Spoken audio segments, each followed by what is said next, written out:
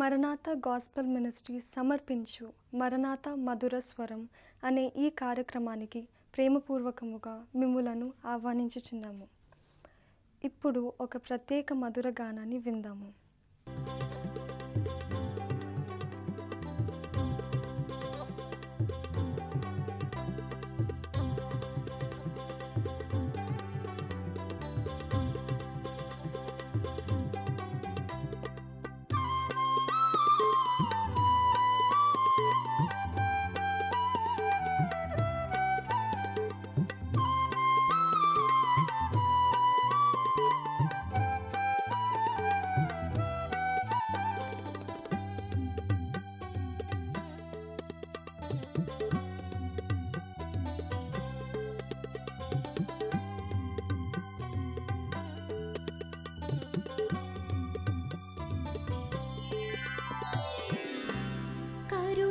स्वरूपा कमनीय दीपा शरणु सगुदेवा दरि चेर्चु येसा करुणा स्वरूपा कमनीय दीपा शरणु सगुदेवा दरि चेर्चु येसा करुणा स्वरूपा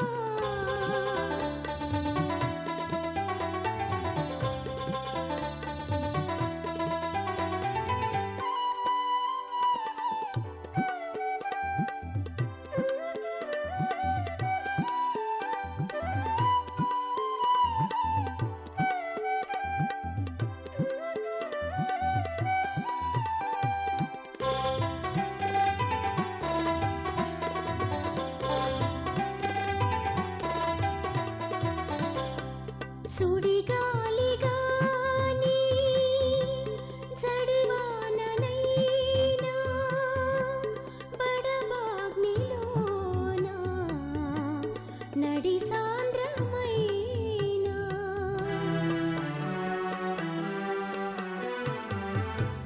సుడిగాలిగాని జడివాననైనా బడబాగ్నిలో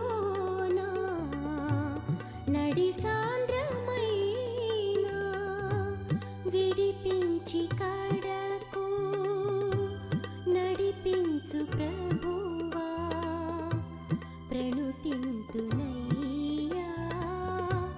పరలోక రాజా విడిపించి కడకు నడిపించు ప్రభువా ప్రణుతింతునయ్యా పరలోక రాజా కరుణా స్వరూపా కమనీయ దీపా శరణు సగుదేవా దరి చేర్చు యేసా శరణు సగుదేవా దరి చేర్చు యేసా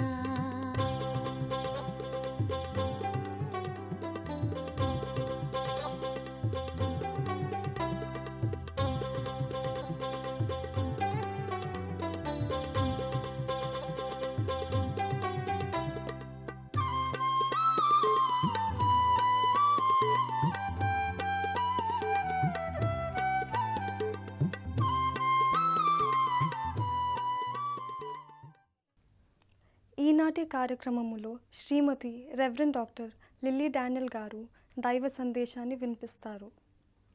ఈ కార్యక్రమాన్ని చూసిన మిమ్ములందరినీ దేవుడు దీవించాలని మా ప్రార్థన.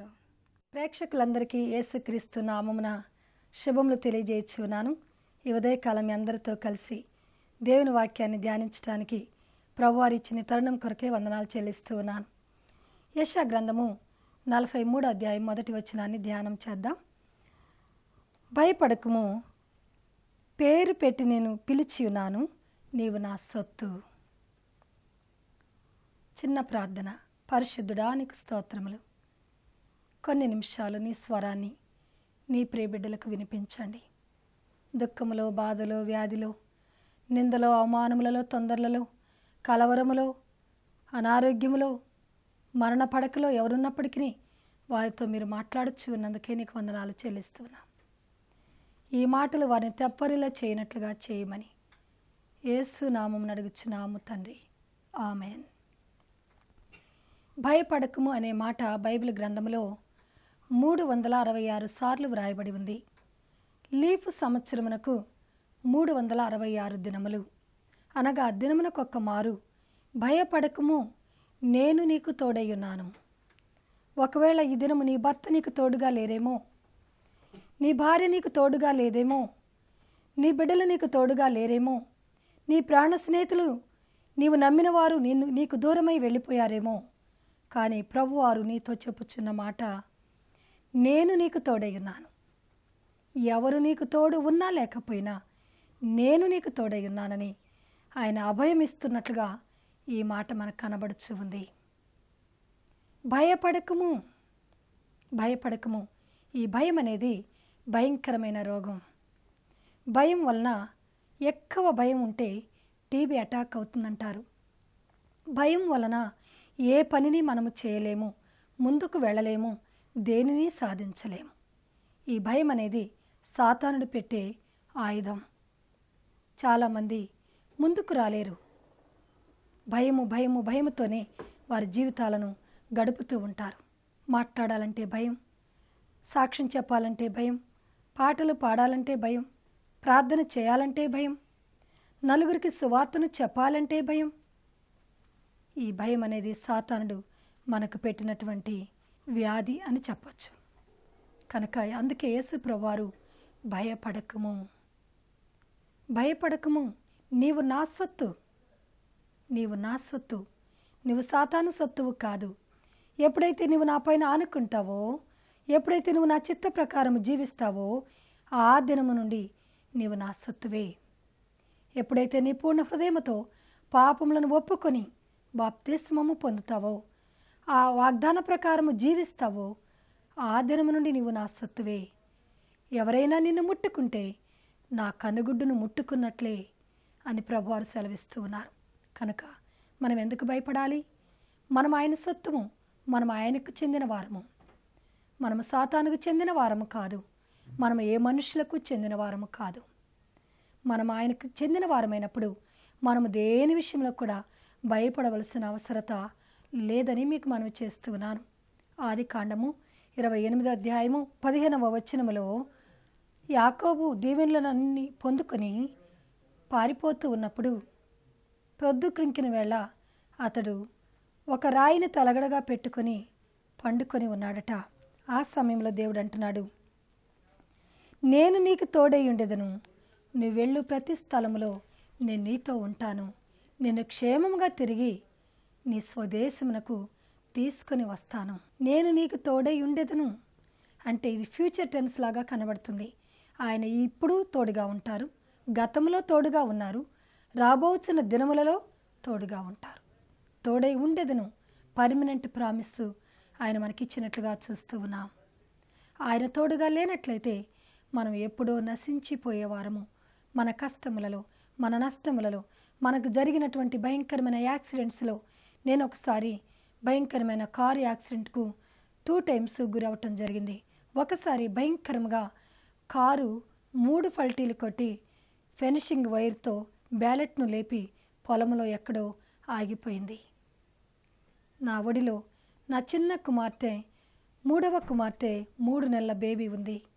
పెద్ద కుమార్తెకు 5 సంవత్సరములు, రెండవ కుమార్తెకు 3 సంవత్సరములు. ఆ యొక్క కారు పప్పు అయిపోయింది. ఫ్రంట్ గ్లాస్ ఎగిరి పడిపోయింది, బ్యాటరీ కూడా ఊడి పడిపోయింది. కారును చూసిన వారు ఎంతమంది చనిపోయారని అడిగారు.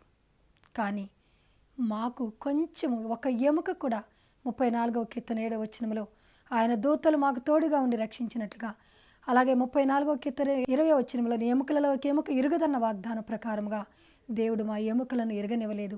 అలాగే 118వ కీర్తన 24వ వచన ప్రకారముగా నేను చావను, సజీవుడనై యెహోవా క్రియలను వివరించదనన్న వాగ్దానములు నిజముగా ప్రభువారు మా జీవితంలో నెరవేర్చి ఉన్నారు. ఆయన మనతో ఉంటే మనకు భయము లేదు. సాతానుని శోధనలు తెచ్చినా, నిందలు తెచ్చిపెట్టినా, శ్రమలలే లోయలో మనల్ని త్రోసివేసిన, అగాధంలో ముంచివేసిన దేవుడు అక్కడి నుండి మనలను పైకి లేపే దేవుడు. కీర్తనాకారుడు 18వ కీర్తన 16వ వచనంలో అంటున్నాడు, మహాజలరాశుల్లో నుండి ఆయన తన చెయ్యి చాచి నన్ను లేవనెత్తెను అని. నా జీవితంలో, నా కుటుంబ జీవితంలో కూడా అనేకమైన లోయ అనుభవాల గుండా మేము వెళ్ళినప్పుడు దేవుడు మమ్మను లేవనెత్తాడు. మా కాళ్ళను లేడి కాళ్ళవలే చేశాడు. ఎత్తైన స్థలములో మమ్మను నిలువబెట్టారు. ఆయనకి ఏమిచ్చి కూడా మనం ఆయన రుణాన్ని తీర్చలేము. ఒకవేళ మాలాంటి స్థితిలో మిమ్మల్ని కూడా దేవుడు లేవనెత్తి ఉన్నట్లయితే ఆయన మహిమార్థమై జీవించటమే మన ధ్యేయం. ఆయన చిత్త ప్రకారంగా మనం నడుచుకోవటం కొరకే దేవుడు మనల్ని సజీవ లెక్కలో చేర్చారు. కనుక అట్టి ధన్యతను మనం కొనసాగించుకోవాలి. కానీ తిరిగి పాపములో పడిపోయినట్లయితే మరి ఎన్నిసార్లు గద్దించినను లోబడిన వారు మరి హఠాత్తుగా నాశనమగుదరని బైబిల్ చెప్పుచు ఉంది. 1 పేతురు గ్రంథం 4వ అధ్యాయము 12వ వచనములో అగ్ని వంటి మహాశ్రమలు అని వ్రాయబడి ఉంది. అగ్నిని శ్రమ వేరు, మహాశ్రమ వేరు. అగ్ని లాంటి శ్రమలనగా కాలిపోయే శ్రమలు, ఎముకలు సన్నగిల్లే శ్రమలు, హృదయము పగిలిపోయేలాంటి శ్రమలు వచ్చినప్పటికీ అది ఏదో ఒక వింతలాగా మనం భావించక, ఆ శ్రమ తర్వాత ప్రభువారు మనకు గొప్ప బహుమానము ఇవ్వబోచు ఉన్నారని నమ్మి షడ్రకు మెషకు అబేద్నెగోల వలె మనము కూడా అగ్నిలాంటి శ్రమలో ఉన్నప్పటికీ ఆయన వైపు చూచినప్పుడు ఆయన మనల్ని తిరిగి బయటికి తీసుకొని రాగల సమర్థుడు. ఒకవేళ ప్రియ దేవుని బిడ్డ, నీవు కూడా అలాంటి శ్రమలో ఉన్నావా? ఉన్నట్లయితే ఆయన వైపు చూడు. ఈ లోకంలో ఏ మనిషిని నమ్ముకోవద్దు, ఎవరిని నమ్మవద్దు. నీ నమ్మిక మాత్రము దేవునిపైన ఉంచినట్లయితే తప్పక ఆ శ్రమలో నుండి నిన్ను విడిపించుటకు ప్రభువారు ఒక్కరే సమర్థులు. అలాగే మనం చదివిన భాగంలో పేరు పెట్టి నేను నిన్ను పిలిచి ఉన్నాను. దేవుడి లోకంలో అనేక మందిని ప్రేమపూర్వకంగా పేరు పెట్టి పిలుస్తూ ఉన్నారు. నీవు నా సొత్తు అని చెప్పినప్పుడు మనం ఆయనకి చెందిన వారముగా ఉండి ఆయన చిత్త ప్రకారంగా మనం జీవించినప్పుడు ఏ శ్రమ, ఏ శోధన, ఏ జలములు మనల్ని ముంచజాలవు. యెషయా గ్రంథము 43వ అధ్యాయము 2వ వచనంలో, నీవు జలములలో బడి దాటినప్పుడు నేను నీకు తోడేయుందును. జలములు అనగా ప్రజలకు గుర్తుగా కనబడుచు ఉన్నది. ప్రకటన గ్రంథము 17వ అధ్యాయము 15వ వచనంలో జలములు జన సమూహమునకు గుర్తు అని వ్రాయబడి ఉంది. కనుక లోకులు మనలను నిందలతో నింపుతారు, శ్రమలలో ముంచుతారు. కానీ మనుషుల వైపు చూడవద్దు, మనుషులు పెట్టు నిందల వైపు చూడవద్దు. మనము దేవుని వైపు చూస్తూ సాగిపోవాలి.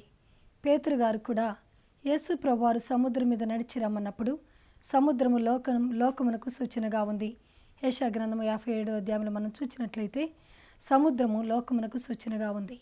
కనుక లోకం మీద, లోకమును కాళ్ళ క్రింద పెట్టి నడిచాడు యేసయ్య. లోకమును జయించారు. మీకు లోకములో శ్రమ ఆయనను ధైర్యము తెచ్చుకోండి, నేను లోకమును జయించి ఉన్నానని ఆయన సముద్రం మీద నడిచి వచ్చినట్లుగా మనం చూస్తూ ఉన్నాం. అనగా ఆయన లోకమును జయించారు, లోకమును తన కాళ్ళ క్రింద పెట్టారు. అందుకే ఏ పాపమును ఆయన అంటనివ్వలేదు.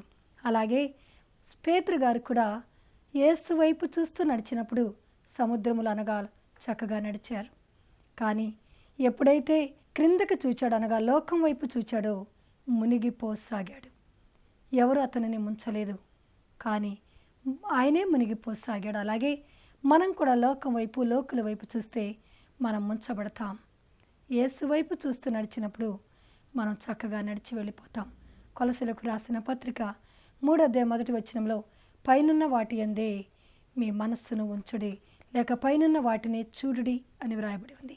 కనుక యేసు వైపు మనం చూడాలి. జలములు అనగా మనుషులు నిన్ను ముంచరు.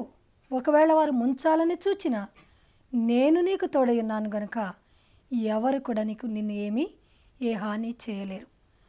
రోమిలకు రాసిన పత్రిక 8వ అధ్యాయము 31వ వచనంలో దేవుడు నా పక్షముగా ఉండగా నాకు విరోధి ఎవడు అని వ్రాయబడి ఉంది. దేవుడు మన పక్షమునగా ఉన్నప్పుడు ఎవరు కూడా, ఏ శత్రువు, ఏ సాతాను, ఏ మనుషులు కూడా మనల్ని ఏమీ చేయజాలరు. కీర్తనాకారుడు 91వ కీర్తనలో రాస్తూ అంటున్నాడు, నా ప్రక్కన 1000 మంది, నా కుడి ప్రక్కన 10,000 మంది కూలినను అపాయము నా యొద్దకు రాదు. కనుక యేసు పైన మనం ఆనుకున్నప్పుడు ఏ అపాయము రాదు. ఒకవేళ వచ్చినా దాని నుండి విడిపించగల దేవుడు మన దేవుడు. కనుక మనము దేనికిని భయపడవలసిన పని లేదు.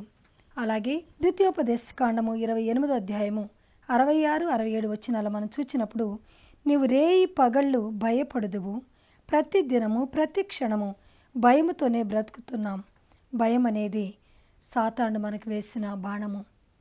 నీవు భయముతోనే బ్రతుకుతావు ప్రతి రేయి పగలు కూడా. రాత్రి ఎప్పుడు తెల్లవారుతుందా అని, పగలు ఎప్పుడు ప్రొద్దుకృంకుతుందని నీవు దినమెల్లా భయముతో బ్రతుకుతావు. నీ కన్నులు చూచి చూచి క్షీణించిపోతాయి. నీ కుమారుల, నీ కుమార్తెల పరిస్థితిని చూచి నీవు భయముతో బ్రతుకుతావని వ్రాయబడి ఉంది. కనుక మనము దేవుని చిత్త ప్రకారం జీవించినప్పుడు ఏ భయము మనల్ని ఏమీ చేయజాలదు. దేవుని చిత్త ప్రకారంగా మన బిడ్డలను అన్యులకు ఇవ్వక, అన్యులను మనము చేసుకొనక క్రైస్తవ జీవితాన్ని మనం జీవించినప్పుడు ఏ శ్రమ, ఏ భయము కూడా మనల్ని ముంచజాలదు. ఒకవేళ ముంచినా అవి మనల్ని శాశ్వతంగా ముంచజాలవు. తన చెయ్యి చాచి యేసయ్య మనం లేపటానికి సమర్థుడిగా ఉన్నాడు. 2వ దినవృత్తాంతములు 20వ అధ్యాయంలో యెహోషాపాతు రాజు మీదకి 3